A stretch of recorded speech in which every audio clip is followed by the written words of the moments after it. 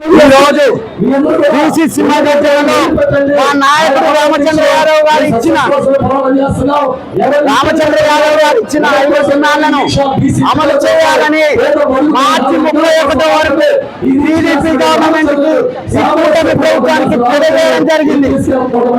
కానీ ఇప్పటి వరకు ఈ కూటమి ప్రభుత్వం స్పందించకపోవడంతో మేము మా నాయకుడు 3 రోజుల నుంచి ఆమరణ యావదీక్ష ఇప్పటి వరకు కూడా ప్రభుత్వం స్పందించకపోతే మా నాయకుడి ఆరోగ్యం క్షీణించడం జరిగింది.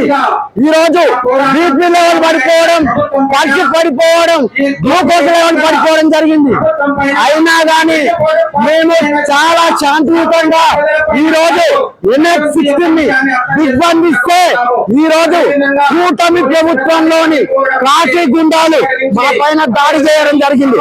ఒక్కసారి మీరు చూడండి మా రక్తపాతం, మా బీసీవై పార్టీ కార్యకర్తల రక్తం దాగిన ఈ నారాసురుడు చంద్రబాబు నాయుడికి ఒక్కటే హెచ్చరిస్తున్నాం. మీరు కనుక మా నాయకుడు పెట్టిన 5 డిమాండ్లు 44% చట్టసభల్లో ఉద్యోగాల్లో అమలు 44% రిజర్వేషన్, అంతేకాక బీసీ రక్షణ చట్టం, అంతేగాక ఈ రాజధాని ప్రభుత్వం రాజధాని ప్రాంతంలో 1000 ఎకరాల భూమి, కార్పొరేషన్లకు నీళ్లు, సమగ్ర కులగణన చేసి తీరాలి. లేని పక్షంలో మా నాయకుడికి ఏమైనా జరిగినా ఈ ఆంధ్ర రాష్ట్రం తగలబడుతుందని హెచ్చరిస్తున్న ఈ కూటమి ప్రభుత్వం ఇప్పటికైనా స్పందించి బీసీ డిమాండ్లను అమలు చేయాలని కోరుతూ సెలవు తీసుకుంటున్నాం. ఈ దాన్ని చూడండి, మా కార్యకర్తల రక్తపాతం ఒక్కసారి మేము మీడియా చూడాల్సిందే.